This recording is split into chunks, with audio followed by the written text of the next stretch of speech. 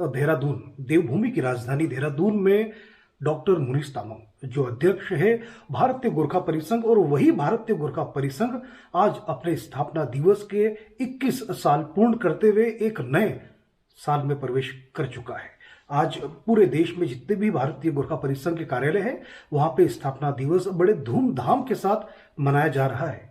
आज हमारे साथ चूंकि वह स्वयं मौजूद है, उनसे बात करेंगे कि भारतीय गोरखा परिसंघ 21 सालों में क्या किया, क्या चुनौतियां थी और उनके आगे भविष्य में क्या योजना है। सबसे पहले आपका स्वागत करते हैं मुनीष जी। धन्यवाद दीपक भाई, आपको और सभी दर्शकों को भारतीय गोरखा परिसंघ के स्थापना दिवस के उपलक्ष्य में सभी को शुभकामना।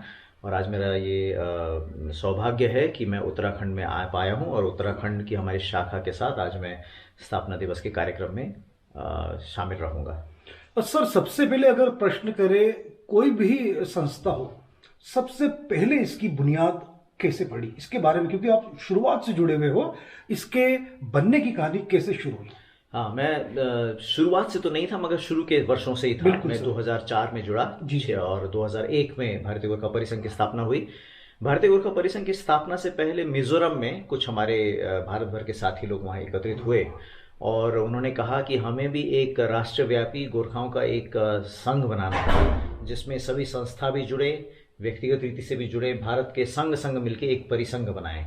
इस योजना से मिजोरम में वो एकत्रित हुए और उसके बाद उन्होंने एक एडहॉक एक नाम रखा उसका, नेशनल फेडरेशन ऑफ गोरखास। उसके बाद सिलीगुड़ी में नेशनल फेडरेशन ऑफ गोरखास की पहली भेंट हुई और वहाँ उन्होंने कुछ रेजोल्यूशन पारित किए, अपने संविधान बनाई और अपने आप को भारतीय गोरखा परिसंघ का नाम दिया। ये भारत का उस समय का और तब से लेकर अभी तक का एकमात्र राष्ट्रीय संगठन था जो सभी संघों को लेकर, सभी संगठनों को लेकर एक परिसंघ बना। और उस समय दिल कुमारी भंडारी जी संस्थापिका अध्यक्षा बनी। वो उस समय अपने पार्टी को उन्होंने त्यागा और पार्टी को त्याग कर उन्होंने यहाँ पर उन्होंने ये जिम्मेदारी ली। और उसके बाद आप जानते हैं कि भारतीय गोरखा परिसंघ का यात्रा शुरू हुआ। विभिन्न जगहों में भारतीय गोरखा परिसंघ के जो संस्थापक कार्यकर्ता थे, मैं उन सभी को आज नमन करना चाहता हूं। दिल कुमारी भंडारी जी लगायत जितने भी से सभी का नाम मैं इस समय ले नहीं सकता क्योंकि बहुत लोग थे जो कर्मठ कार्यकारी थे।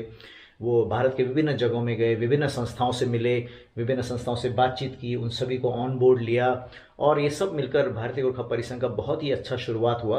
लगभग सभी राज्यों में इसकी शाखाएं बनी और उस पश्चात आपको पता है कि इस पहला काम जो भारतीय गोरखा परिसंघ ने जो प्रमुख काम किया, पहला प्रमुख काम जो किया वो शहीद मेजर दुर्गा मल्ल की प्रतिमा पार्लियामेंट के प्रांगण में, संसद के प्रांगण में लगवाई। बहुत बड़ा ऊंचा एक प्रतिमा है, वो हम सभी के लिए गर्व का कारण है।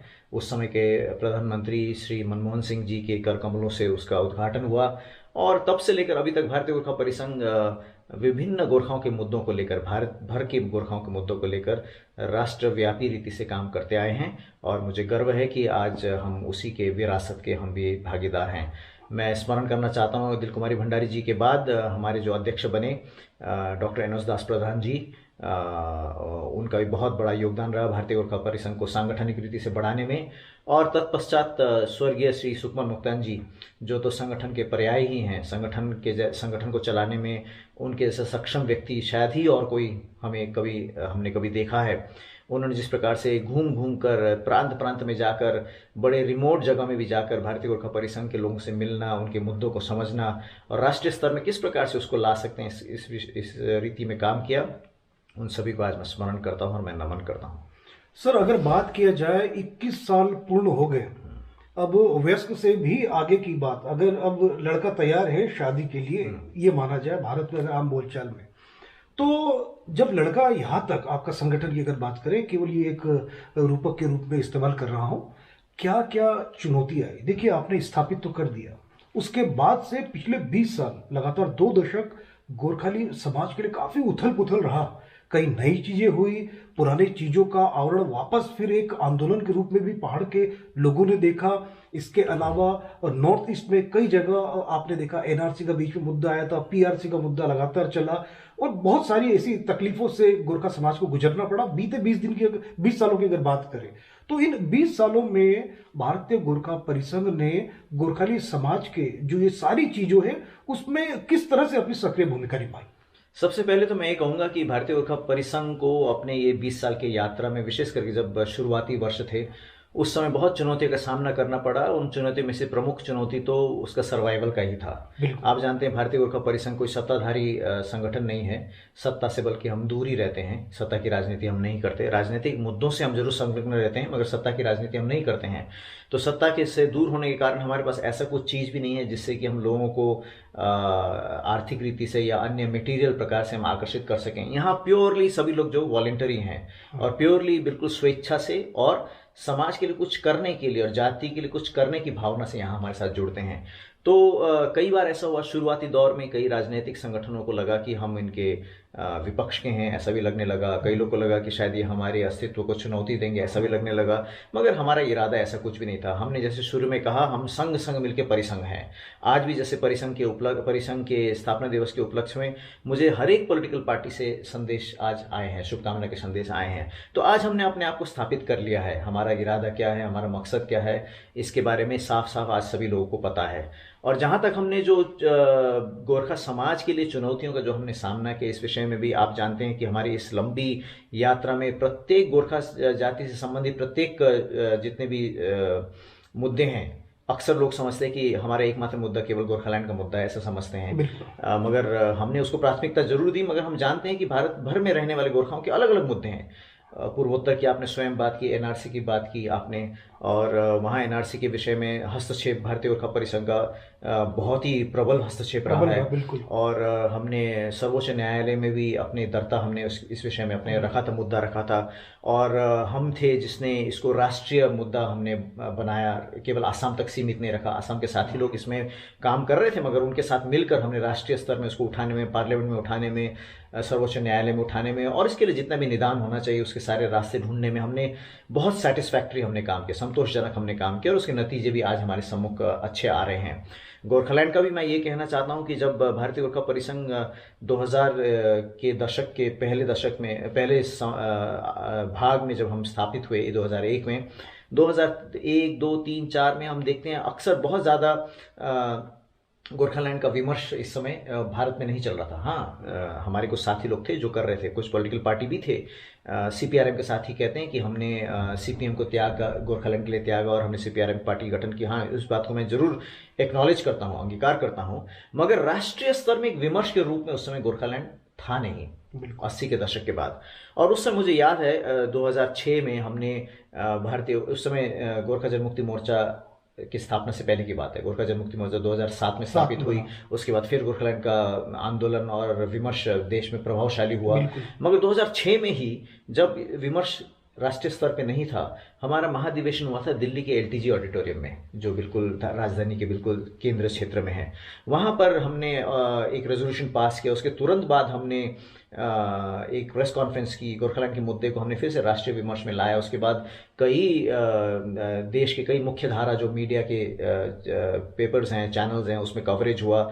तो हर चीज़ों में, गोरखा के हर मुद्दों में हम प्रतिबद्ध रहे हैं, संलग्न रहे हैं, और हम अपना काम अपने तरीके से हम करते हैं। हमारा काम है कि विचारों को प्रभावित करना, हमारा काम है मुद्दों को लेकर कहाँ कहाँ हम इसको लॉबी कर सकते हैं करना, किन किन जगहों में हम विचारों को और पॉलिटिकल विल को प्रभावित कर सके, जिससे कि भारतीय गोरखाओं की इंटरेस्ट सुरक्षित रहें, उनके हित सुरक्षित रहें। इन चीज़ों में हम लगातार काम करते हैं, चाहे भाषिक अल्पसंख्यक का काम हो, चाहे भारतीय गोरखाओं का प्रतिनिधित्व का काम हो, चाहे उनका पीआरसी का काम हो, चाहे उनका डोमिसाइल का काम हो। जम्मू कश्मीर में भी आप जानते हैं, जम्मू में भी जो भारतीय गोरखा परिसंघ का उसमें योगदान था।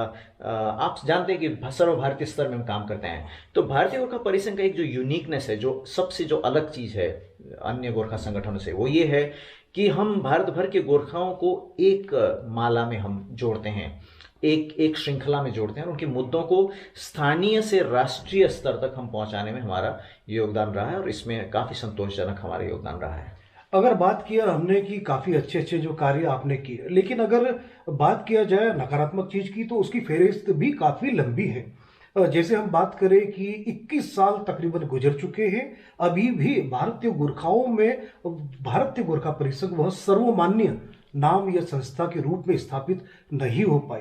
आज भी भारत के कई ऐसे राज्य हैं जहां भारतीय गोरखा परिसंघ 21 साल के बावजूद पहुंच नहीं पाया। आपको लगता है कि आने वाले समय में ये बड़ी चुनौती होगी या भारतीय गोरखा जो परिसंघ है वो और सिमटता जाएगा? किस तरह से आप देखते हैं इसको? भारतीय गोरखा परिसंघ की भविष्य की चुनौतियां मैं दो धार में देखता हूं। एक धार है संगठन को मजबूत करने का, और उसमें हम सफल हुए हैं। पिछले सालों में हमारे संगठन काफ़ी मजबूत हुई है, अनेक नए जगहों में पहुंची है। कई जगहों में जहां थोड़ी शिथिल सी हुई है वहां हमने उसको और प्रभावशाली भी किया है। तो ये एक धार है, ये तो चलते जाने वाली निरंतर एक धार है। कभी भी संगठन नहीं कह सकता कि अब हम अपने पूरा सैचुरेशन में पहुंच गए और हम बढ़ेंगे नहीं, ऐसा नहीं कह सकता। हम बढ़ते आए हैं, बढ़ते जाएंगे।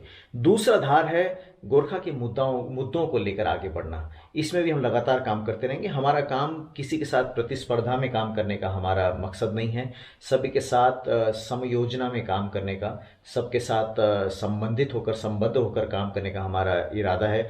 हर एक पॉलिटिकल पार्टी के साथ, हर एक संगठन के साथ, हर एक मुद्दे में, जो भी मुद्दा गोरखा का मुद्दा है, चाहे किसी भी भारत के किसी भी कोने का मुद्दा क्यों न हो, उस मुद्दा को लेकर, आप जानते हैं कि अरुणाचल में विजयनगर का मुद्दा जो बिल्कुल वहाँ पहुंचना भी मुश्किल है, 2 दिन की पैदल यात्रा से लोग पहुंचते हैं, वहाँ का मुद्दा से लेकर जम्मू कश्मीर का मुद्दा तक सारे मुद्दों को हमने लेकर, साथ में बड़े बड़े जो मुद्दे हैं, गोरखालैंड का मुद्दा हुआ, एनआरसी का मुद्दा हुआ, पीआरसी का मुद्दा हुआ, इसको लेकर हम चलते आए हैं। आने वाले दिनों में भी इसी सहयोग के साथ हम चलते रहेंगे, सभी के सहयोग के साथ। मगर मैं एक चीज़ ये कहना चाहता हूँ, हाँ, आपने जैसे कहा सर्वमान्य शायद सभी लोग में नहीं है, ऐसा तो संसार में चलता ही रहता है। कोई भी व्यक्ति सर्वमान्य, कोई भी संगठन सर्वमान्य होता नहीं है। कोई न कोई इसके बारे में कोई ना कोई विचार, नकारात्मक विचार भी रख सकता है। मगर आज अगर हम एक सर्वेक्षण करके देखें भारत भर में, भारत भर के गोरखा संगठनों का, भारत भर के गोरखा मुद्दों का, भारत भर के गोरखा पॉलिटिकल पार्टीज का हम सर्वेक्षण करके देखेंगे, तो इसमें इसको आप नहीं नकार पाएंगे कि भारतीय गोरखा परिसंघ का कोई विकल्प आज नहीं है। चाहे आप इसको पसंद करें या ना करें, भारतीय गोरखा परिसंघ एक सर्वभारतीय गोरखा संगठन के रूप में भारतीय गोरखा परिसंघ का कोई विकल्प नहीं है। इसलिए आज मैं भारतीय गोरखा परिसंघ के स्थापना दिवस के उपलक्ष्य में फिर से मेरे सारे साथियों को मैं यही अपील करना चाहता हूं, चाहे जिस भी संगठन में हो, जिस भी पॉलिटिकल पार्टी में हो, कि हम किसी के प्रतिद्वंदी नहीं हैं। हम सभी के साथ मिलकर काम करना चाहते हैं। भारतीय गोरखाओं के मुद्दा को हम आगे बढ़ाना चाहते हैं। हम सभी के साथ अपना दोस्ती का हाथ बढ़ाना चाहते हैं। सभी के साथ समयोजना की हम हाथ बढ़ाना चाहते हैं। सबके साथ मिलकर हम काम करना चाहते हैं। जैसे हमारा गाना भी है, हमारा जो गान है भारतीय गोरखा परिसंघ का, सबई नहीं जागाओ, सबई नहीं जगाओ, मिलेर नया इतिहास बनाओ। हम सब मिलकर बढ़ना चाहते हैं। लेकिन इसमें अगर हम बात करें, आपने जैसे अभी कहा कि विकल्प के तौर पे भारतीय गोरखाओं के पास दूसरा कोई ऐसा संघ संस्था नहीं है, तो क्या ये माना जाए कि भारतीय गोरखा परिसंघ यही मान चुका है? संभव तो यही कारण है कि वो अपने प्रसार पे ध्यान नहीं दे पा रहा है। क्योंकि अगर मैं फीडबैक की बात करूं, मध्य प्रदेश में काफी लंबी मेरी कर्मभूमि रही है।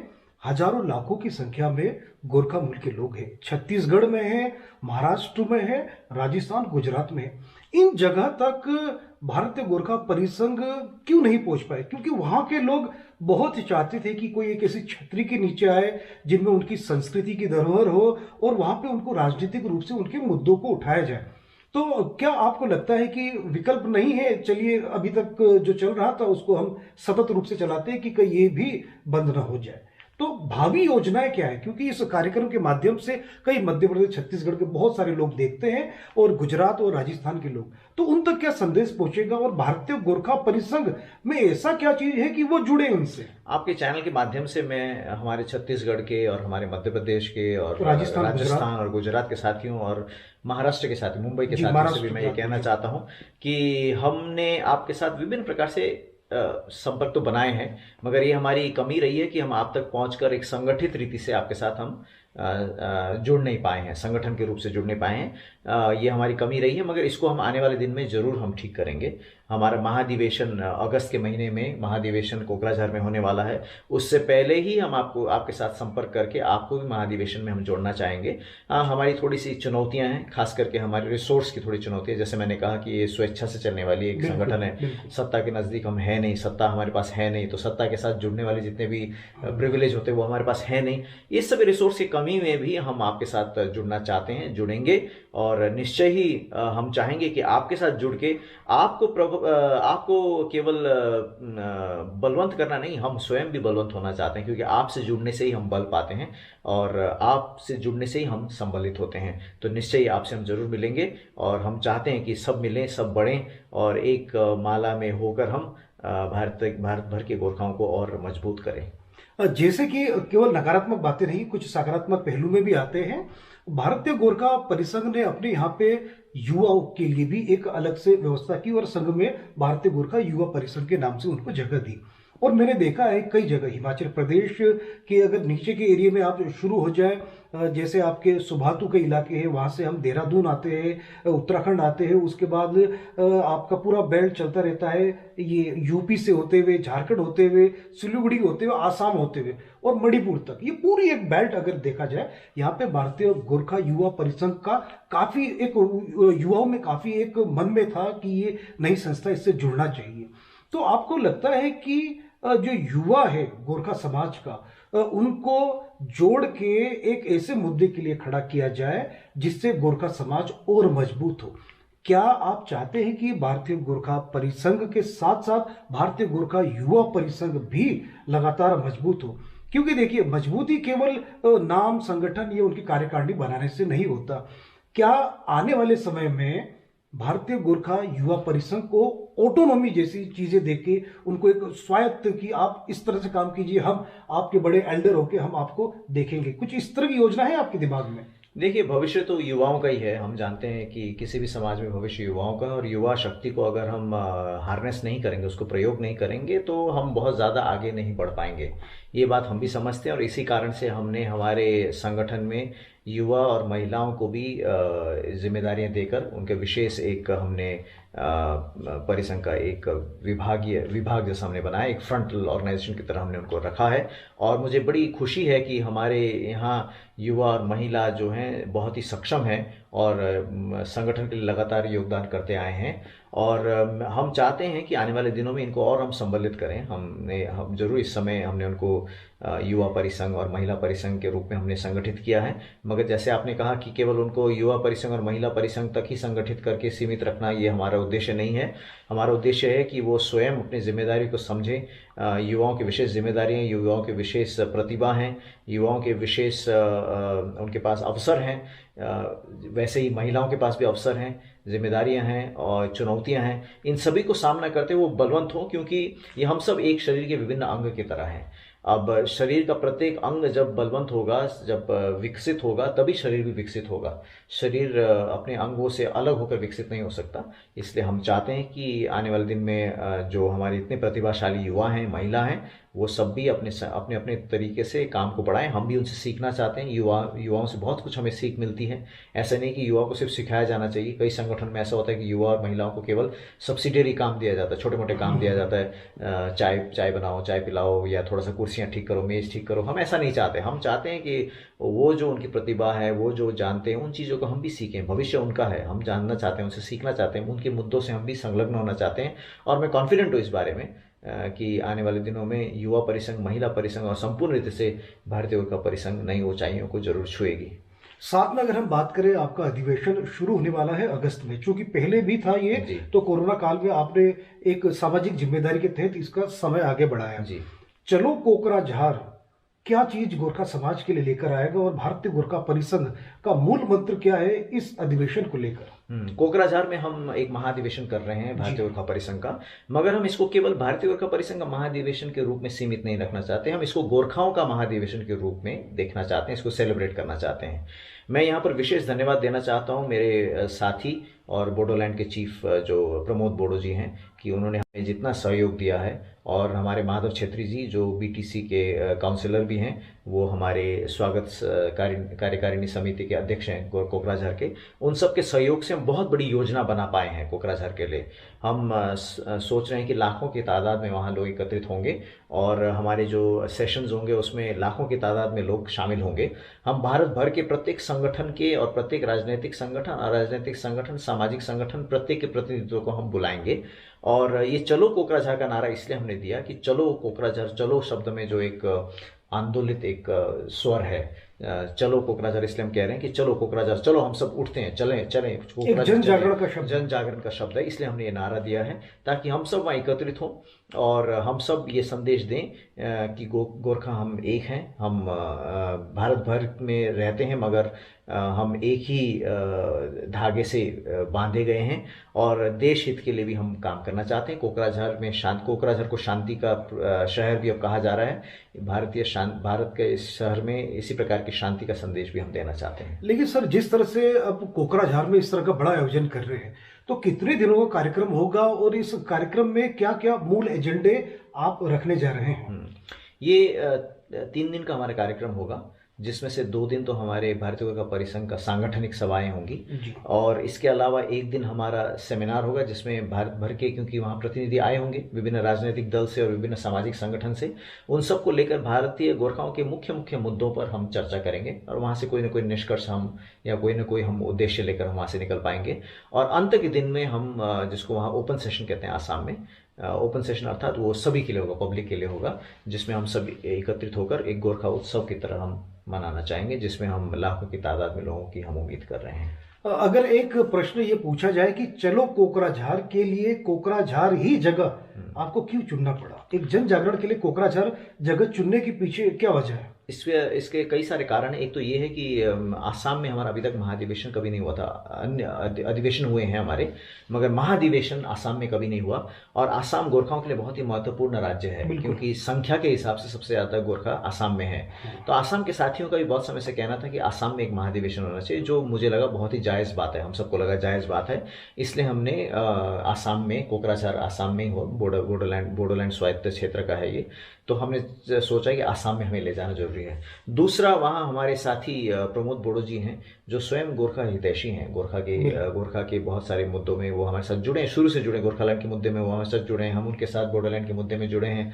उन्होंने भी कहा कि आप लोग कोकराझार में कीजिए। वो भी बताना चाहते हैं कि बोडो और गोरखाओं में किस प्रकार की दोस्ती है, बोडो और गोरखा किस प्रकार से एक दूसरे के सहयोगी हैं, इस बात का भी संदेश देना चाहते हैं। और उस क्षेत्र में हमारे बहुत सारे गोरखा संगठन भी हैं, उन सभी को लेकर हम वहाँ कोकराझार में एक करने का उद्देश्य हमारा यही है कि हम गोरखा से हमारे इस महाधिवेशन में केवल गोरखा तक सीमित न रखें, गोरखा से आगे समुदायों के साथ भी हम जुड़ना चाहते हैं। कोकराझार में हम जुड़ना चाहते हैं। कोकराझार बोडोलैंड का कैपिटल है, आप जानते हैं, तो वहाँ हम इसलिए वहाँ अपना महाधिवेशन करना चाहते हैं। और जैसे मैंने कहा, असम में महाधिवेशन का होना बहुत ज़रूरी था। गोरखा परिसंघ की स्थापना से लेकर अभी तक महाधिवेशन वहाँ नहीं हुई थी। ये एक हमारा प्रमुख कारण है। चलिए, इंटरव्यू काफ़ी लंबा हो जाए तो उससे पहले कुछ ऐसे सवाल हैं जो इंटरव्यू देखने वाले लोग कहेंगे कि पूछा नहीं। अगर डॉक्टर मुनीष तामांग जी से हम बात करें, चूंकि गोरखा समाज के काफ़ी विषयों पर साथ साथ संवैधानिक जानकारी रखने वाले व्यक्ति, अगर दार्जिलिंग के दृष्टिकोण से देखा जाए, अभी आर्टिकल 244A का भूत न जाने कैसे निकल चुका है, तो अगर राजनीति की बात हम करें तो आर्टिकल 244 को लेके पहाड़ पे क्या रिएक्शन है आपका, अगर कहना चाहें? आप परिसंघ की बात करते करते, राष्ट्रीय बात करते करते कहाँ दार्जिलिंग आप पहुंच गए? डॉक्टर मुनीष तामांग जी से व्यक्तिगत सवाल है। देखिए, मैं यहाँ पे क्लियर कर दूं, डॉक्टर मुनीष तामांग जी से ये बात केवल इसलिए हो रही है क्योंकि संवैधानिक चीजों की जानकारी रखने वाले एक प्रखर गोरखा विद्वान के रूप में उनकी व्यक्तिगत राय क्या है आर्टिकल 244 को लेकर। क्योंकि अगर मैं ये प्रश्न नहीं पूछूंगा, कई लोग बोलेंगे कि आपने केवल और केवल सकारात्मक नकारात्मक बातों में गोरखाओं के जो अटेंशन है उसको भूल गए। चलिए, मेरी जो कम जानकारी है इसके आधार में मैं आपके इस सवाल का उत्तर देने की प्रयास करूंगा। ये 244A के बारे में बीच बीच में चर्चा कभी मैंने सुना है, दार्जिलिंग के परिप्रेक्ष्य में भी मैंने सुना है, मगर अभी हाल ही में मैंने सुना कि एक संगोष्ठी हुई जिसमें हमारे विद्वान प्रोफेसर महेंद्र लामा जी गए और 244A की उन्होंने खूब वकालत की। तो सबसे पहले तो ये बात है कि प्रोफेसर लामा जैसे विद्वान अगर ये कह रहे हैं तो सीधा उसको डिसमिस भी नहीं कर सकते। जरूर ने कुछ सोचकर उन्होंने कहा होगा। सीधा मैं उसको सीधे स्वीकार भी तो नहीं कर सकते, सीधा नकार भी नहीं सकता, सीधा नकार भी नहीं सकता मैं उसको कि नहीं कुछ बेकार की बात है। मगर जहां तक मेरा संलग्नता रहा है 244 से, मैं कार्बी आंगलोंग और डी महासो क्षेत्र से बहुत अच्छे से मैं जानता हूँ उस क्षेत्र को। वहाँ ऑटोनोमस स्टेट का जो डिमांड है उससे मैं बहुत जुड़ा हूँ। उनके बहुत सारे आंदोलन में मैं गया हूँ। प्रश्न इसीलिए किया, वो मेरे साथी भी हैं, हरिन सिंह बे साहब जो वहाँ के MP हैं, एक ही MP आते हैं वहाँ से, वो भी हमारे बहुत नज़दीक रहे हैं। गोरखा मुद्दों को उन्होंने समर्थन किया, हमने भी उनके मुद्दों को समर्थन किया है। 244A को देखकर मुझे लगता है कि वो जो क्षेत्र है वहाँ पर बीजेपी ने 244A बहुत पहले प्रतिज्ञा की थी, अब वो भी उस संघर्ष में जुड़े हुए हैं। वो भी मांग रहे हैं कि हमें ऑटोनोमस स्टेट दो, 244A दो, और उनका भी दूर दूर तक, क्षितिज तक वो मांग कहीं दिख नहीं रहा। तो ये गोरखालैंड का मुद्दा जो वैसे ही अभी इस समय इतना विकट है, इस समय मुश्किल है, एक मुश्किल होते होते एक दूसरे मुश्किल को भी पालना, मुझे लगता है कि ये थोड़ा सा, अगर हाँ वो नज़दीक का विकल्प होता, वो मिलने वाला विकल्प होता, तो मैं कहता चलो अभी के लिए थोड़ा विराम करें और थोड़ा इसकी तरफ जाएं। मगर ये भी उतना ही विकट है, ये भी बल्कि उससे भी ज़्यादा विकट है। वो तो उसके बारे में बहुत ज्यादा ज्ञान पार्लियामेंटेरियन को भी नहीं है। गोरखलैंड कहते तो लोगों को समझ में तो आ जाता है, एक स्टेट की बात हो रही है, सीधी सीधी बात है। 244A के बारे में बहुत लोगों को नहीं पता, मेरे ख्याल दार्जिलिंग के लोग से ज्यादा तो और कोई लोग जानते भी नहीं 244A। दार्जिलिंग की एक अच्छी बात यह है कि हर एक वहाँ पंडित है, संविधान का हर एक व्यक्ति पंडित है। तो इसके अलावा और बहुत सारे लोग 244A जानते नहीं। हम 244A का डिमांड लेके चलेंगे, आधे लोग समझ में नहीं आएंगे, फिर हम 15 साल बिता देंगे 244A समझाने में, जो वैसी क्षितिज में भी नहीं दिखाई दे रहा। तो मुझे लगता है ये कोई ऐसा सरल विकल्प भी नहीं है। हाँ ठीक है, डॉक्टर लामा ने इसको छेड़ा, इस बात को एकेडमिक तरीके से छेड़ा है, वो एकेडमिशियन है, एकेडमिशियन का काम होता है मुद्दों को छेड़ना। मुझे लगता है एकेडमिक सेमिनार्स के लिए बहुत अच्छा है ये मुद्दा, एकेडमिक सेमिनार्स में बात करने, क्योंकि ऑटोनॉमी की बात भारत में इस समय ऑटोनॉमी की बात बहुत जगह हो रही है। तो ऑटोनॉमी के ऊपर एक विशेष सेमिनार हो जिसमें 244A को और अन्य जितने भी ऑटोनॉमी के तरीके हैं सभी को जांचा जाए, इसके बारे में परखा जाए, अच्छे अच्छे पर्चे पढ़े जाएं, पेपर पढ़े जाएं, एकेडमिक पेपर। ये बहुत अच्छा मुद्दा है, मगर पॉलिटिकली मुझे लगता है दार्जिलिंग में ये इस समय मुझे नहीं लगता ये बहुत उपयोगी है, एप्लीकेबल नहीं है और उपयोगी भी नहीं है, मुझे नहीं लगता उपयोगी है। और आपने जैसे कहा 244A का भूत सवार हुआ है, एक जिन निकल के आया उसको वापस बोतल में डाल के वापस उसे भेज देना चाहिए। और हमें कहाँ भेजे सर, दिल्ली की? नहीं, वापस जहाँ 244 जहाँ चल रहा है वहीं पर भेज देंगे। और दिल्ली कलकत्ता जा ही नहीं सकता ये जिन, कलकत्ता का तो काम है ही नहीं इसमें। दिल्ली में अब दिल्ली वाले कहेंगे अभी तो तुम्हारे गोरखलैंड हम समझ रहे हैं और तुम फिर एक नया चीज मुद्दा लेकर आ गए हो, तो इसलिए हम इसको वहाँ ही भेज देंगे। वहाँ के साथियों के साथ हमारा सॉलिडारिटी है, 244 के आंदोलन में हम लगे हुए हैं, कार्बी आंगलोंग डिमासो क्षेत्र में ऑटोनोमस स्टेट के लिए वहाँ लगे हुए, वहीं अपने संलग्नता दिखाएंगे। मगर मुझे नहीं लगता दार्जिलिंग के लिए बहुत उपयोगी है।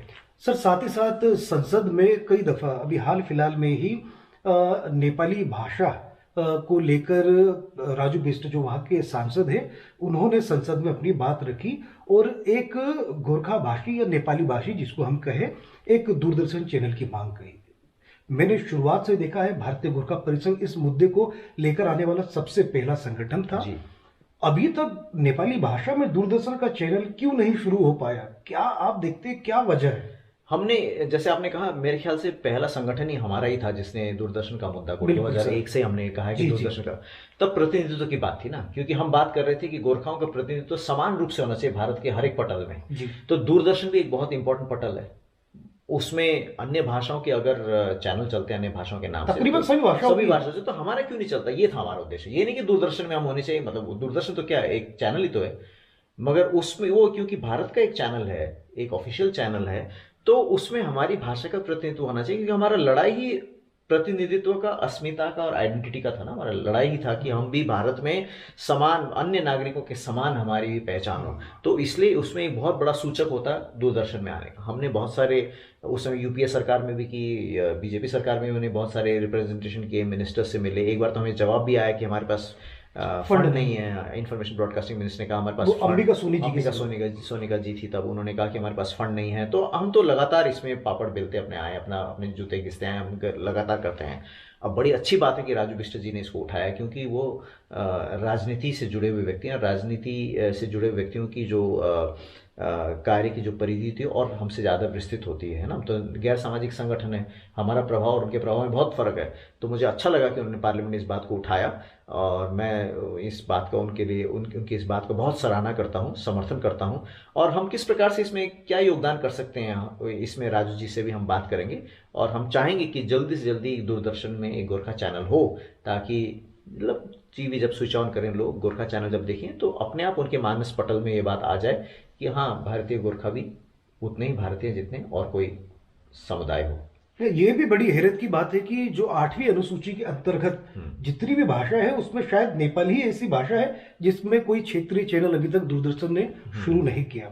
सर साथ में बात काफी लंबी हो गई, अंत में सबसे आखिर में एक सवाल जो संक्षिप्त में आपसे जवाब चाहूंगा। मुझे लगता है कि सबसे युवा भारतीय गोरखा परिषद के अभी तक के आप अध्यक्ष हैं, युवा होने के नाते उम्र के हिसाब से अगर अभी तक का पूरा देखा जाए, क्या आपके दिमाग में है? अगले कार्यकाल तक आपके भारतीय गोरखा परिसंघ कहाँ तक पहुंचेगा? कोई मिशन, क्या एजेंडा और आगे भविष्य की क्या चुनौती लेके आप काम करने वाले हैं? सबसे ज्यादा सफेद बाल तो मेरे ही हैं मुझे लगता है, तो कितना युवा हूँ तो मैं जानता नहीं, मगर कहा जाता है कि जितनी सफेद बाल उतनी बुद्धिमत्ता उतना बड़ा विद्वान। चलिए, थैंक यू। तो मेरा उद्देश्य तो ये है, मेरा उद्देश्य क्या है, ये तो परिसंघ का उद्देश्य है। मैं तो परिसंघ का केवल एक जिम्मेदारी मैं संभाल रहा हूँ, मुझे जिम्मेदारी दी गई, ड्राइविंग सीट में आप हैं, जिम्मेदारी मुझे बिठाया गया वहां पर, इसलिए मैं हूँ। गाड़ी अब आपको चलानी? हाँ, चलानी बिल्कुल मुझे चलानी, मगर सबके सलाह में और सबके जो मार्गदर्शन में मुझे चलाना है। मार्गदर्शक लोग बताते जाएंगे यहाँ चलानी है, मुझे वही गाड़ी चलानी है। तो हमारा उद्देश्य ये है कि भारतीय गोरखा परिसंघ को एक तो और प्रबल करें, सांगठनिक रीति से प्रबल करें, संगठन से सुचारू करें, और हमारे रिसोर्सेस को और बढ़ाएं, क्योंकि हमारे रिसोर्सेस की बहुत कमी है, हमें खास करके आर्थिक रिसोर्स की हमें बहुत कमी है, जिस कारण से हम बहुत कार्यक्रम हम नहीं कर पाते। अब इसके लिए क्या उपाय हो सकता है, क्या नहीं हो सकता है, इसके बारे में हमें सोचना है। किस प्रकार से हमें सहयोगी मिल सकते हैं, हमें कॉम्प्रोमाइज़ किए बिना सहयोगी हमें कैसे मिल सकते हैं, इन चीज़ों में हमें सोचना है। संगठन को विस्तार करना है, जैसे कहा आपने बताया कि अन्य बहुत सारे राज्य हैं, वहाँ तक हमें पहुँचना है। मगर इससे ज़्यादा हमें प्रत्येक संगठनों के साथ अपने संबंध और संपर्क सूत्र को हमें और बढ़ाना है। मुझे ये संदेश देना है कि हम किसी के प्रतिद्वंदी नहीं हैं, हम सबके साथ मिलकर हम काम करना चाहते हैं, सबके साथ मिलकर हम काम करना चाहते हैं, सबके साथ हम सहयोग में काम करना चाहते हैं, और सभी के मुद्दों को अपनाकर हम काम करना चाहते हैं, सभी के मुद्दों को एक राष्ट्रीय स्तर में लेकर हम काम करना चाहते हैं। तीसरा हमारा ये है कि आने वाले दिनों में भारतीय गोरखा परिसंघ के साथ साथ भारतीय गोरखाओं की अस्मिता को भी भारत भर में किस प्रकार से हम बढ़ा सकते हैं, किन किन मुद्दों के द्वारा हम भारतीय गोरखाओं की अस्मिता को बढ़ाएं, उनकी पहचान को बढ़ाएं, और उनकी भारतीयता की उनकी जो गौरव है उसको हम किस प्रकार से बढ़ा सके, इसी दिशा में हम काम करते जाएंगे। चलिए डॉक्टर मोहित सामंत जी, आपने समय दिया वीर गोरखा वेब टीवी को, और चूंकि आपका परिसंघ 21 बसंत पार कर चुका है, आज उस उपलक्ष्य में स्थापना दिवस कार्यक्रम में आप भी मशगूल रहेंगे। वीर गोरखा वेब टीवी से आपने बात की, आपका बहुत बहुत धन्यवाद एवं आपको ढेर सारी शुभकामनाएं, बधाई। थैंक यू, धन्यवाद दीपक जी, और वीर गोरखा चैनल को और हमारे सारे दर्शकों को भी मेरी तरफ से बहुत बहुत शुभकामनाएं। थैंक यू, धन्यवाद। Thank you.